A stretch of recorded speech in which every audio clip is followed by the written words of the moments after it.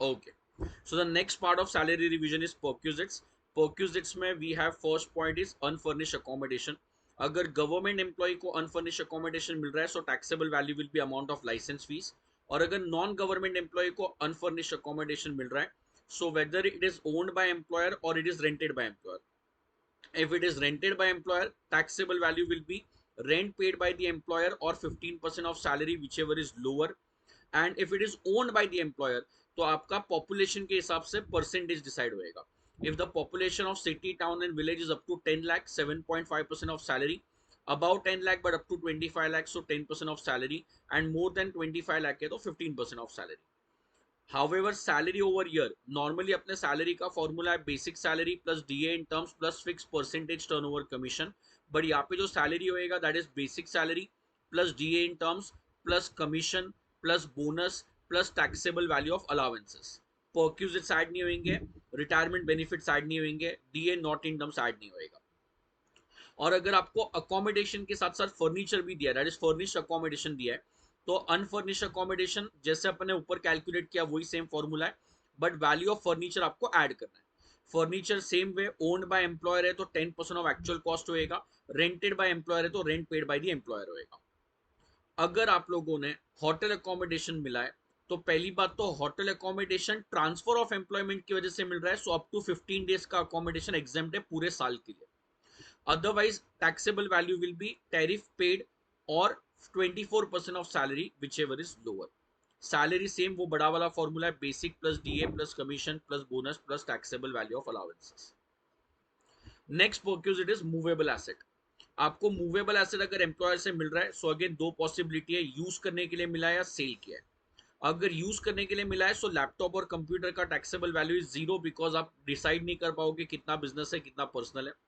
And all other asset अपना standard golden rule जो है वही चलेगा, ओन्ड बाय एम्प्लॉयर है 10% of cost actual cost, rented by employer है so it will be rent paid by the employer. However अगर movable asset sale किया employer ने तो मोटर व्हीकल, कंप्यूटर इलेक्ट्रॉनिक्स और अदर्स, ये तीनों में अलग अलग वेरिएशन है.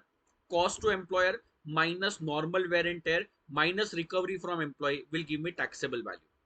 कॉस्ट टू एम्प्लॉयर जो गिवन है वो नॉर्मल वेरिएंट है, कंप्यूटर इलेक्ट्रॉनिक्स में 50% on WDV basis, motor car में 50% on WDV basis, but others में 10% on SLM basis, minus recovery करेंगे टैक्सेबल वैल्यू मिल जाएगा.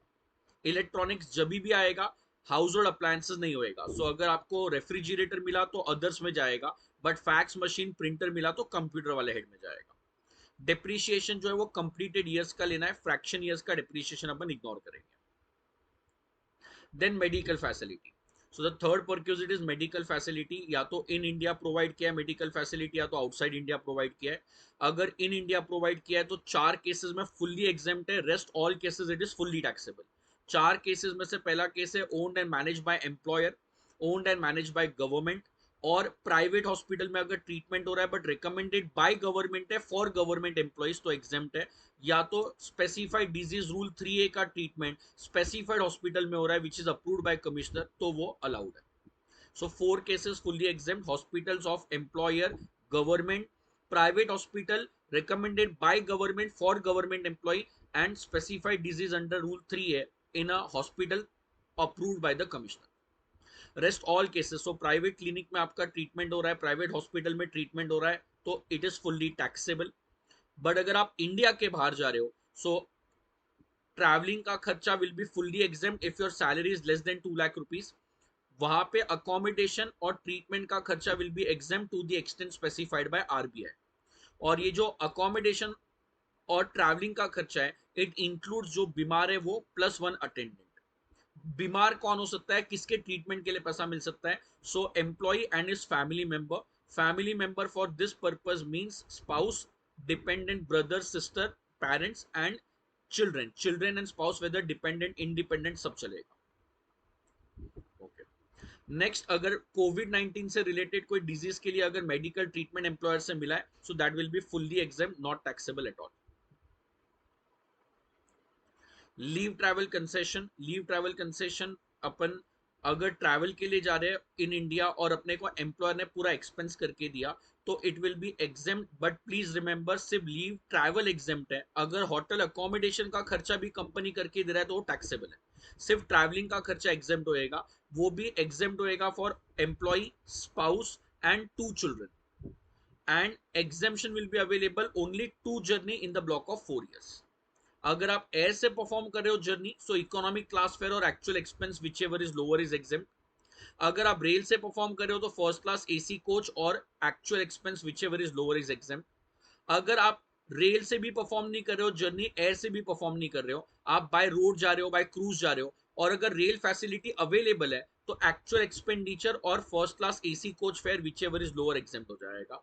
और अगर रेल अवेलेबल नहीं है तो डिलक्स क्लास और फर्स्ट क्लास पब्लिक ट्रांसपोर्ट से कंपेयर हो जाएगा।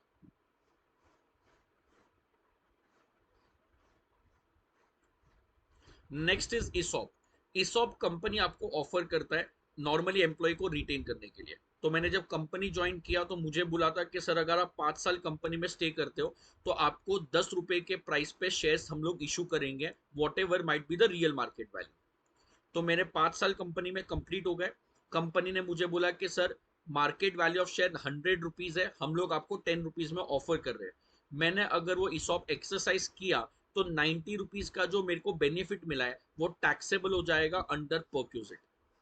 और जब मैं ये शेयर्स आगे बेचूंगा, सपोज मैंने 140 में आगे बेच दिया, सो 140 माइनस 100, जो 40 रुपीज का प्रॉफिट हुआ है वो कैपिटल गेन है जो टैक्सेबल होएगा कैपिटल गेन वाले हेड।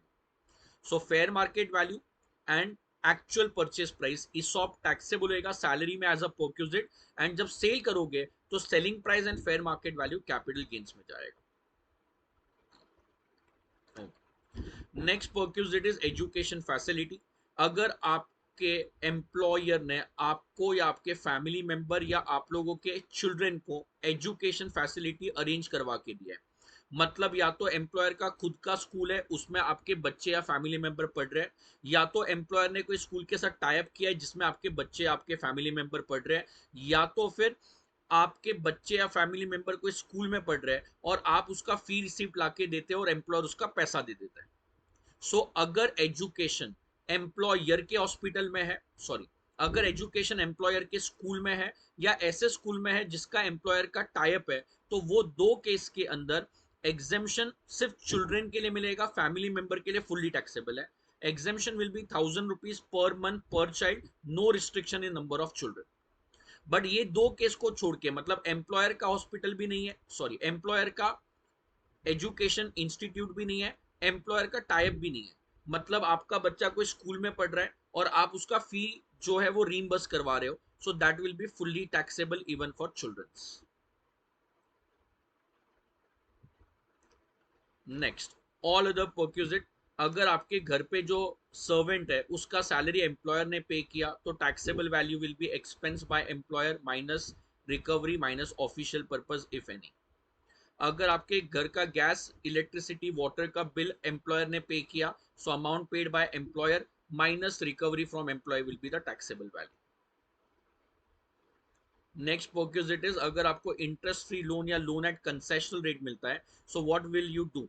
अगर एसबीआई का rate on the first day of the year, so 1 April को एसबीआई ने अगर होम लोन का रेट डिक्लेयर किया था 6.7% और एम्प्लॉयर ने आपको 0% रेट ऑफ इंटरेस्ट पे होम लोन ऑफर किया है, तो जो अमाउंट ऑफ लोन है मल्टीप्लाइड बाय इंटरेस्ट का रेट है वो आपके लिए टैक्सेबल वैल्यू बन जाएगा। So taxable value will be amount of loan outstanding at the end of each month multiplied by SBI rate minus the actual rate charged by the employer.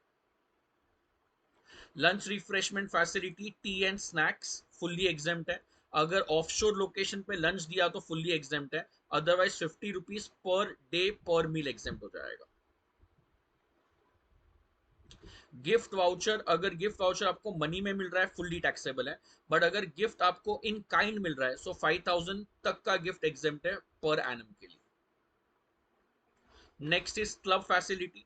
अगर आपको club facility employer ने arrange करके दिया है तो पहले तो ये याद रखो, अगर सारे एम्प्लॉय को मिलता है uniformly in the employer premises, तो अपने ऑफिस के बिल्डिंग में जिम है तो उसके लिए कोई टैक्सेबल वैल्यू नहीं होगा। एम्प्लॉयर ने क्लब का मेंबरशिप लेके दिया है और उसका वन टाइम पेमेंट किया है, तो वन टाइम मेंबरशिप फीस जो एम्प्लॉयर पे करेगा वो एक एम्प्लॉय के लिए नहीं होता है, वो कंपनी के नाम पे होता है, so that is not taxable at all. But जो वन टाइम मेंबरशिप फीस के बाद पर एनम चार्जेस क्लब लेता है, अगर वो एक पर्टिकुलर एम्प्लॉय को मिल रहा है, so that will be taxable. So only annual और periodical fees paid by employer will be taxable, उसमें से भी कुछ रिकवरी है तो माइनस हो जाएगा।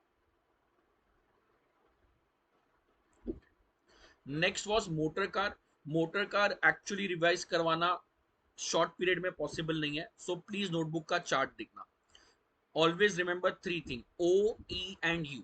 First check owner of the car कौन है, देन चेक एक्सपेंस कौन कर रहा है, देन चेक यूज क्या हो रहा है। ऑलवेज रिमेंबर, अगर ऑफिशियल यूज है तो कोई भी सिचुएशन होएगा it is always taxable zero.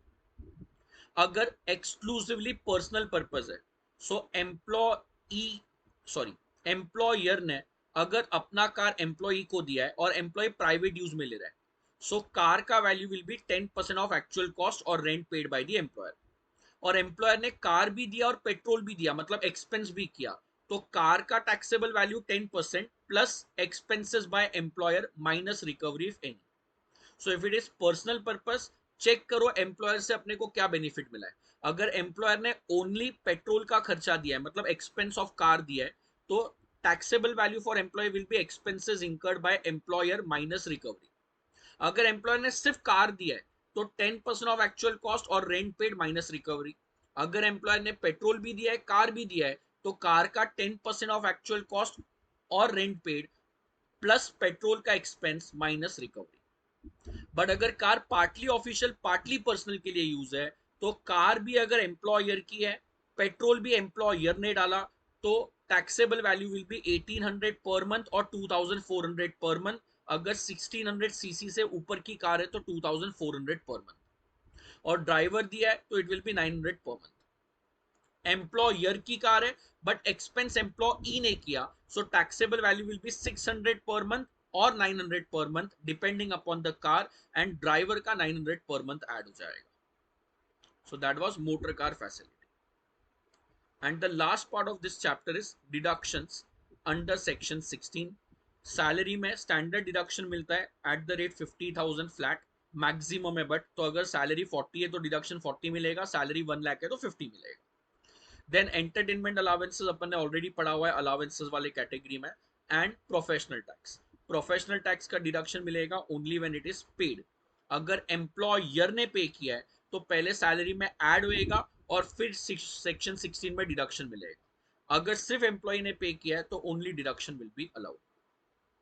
So that was your quick recap of income from salary.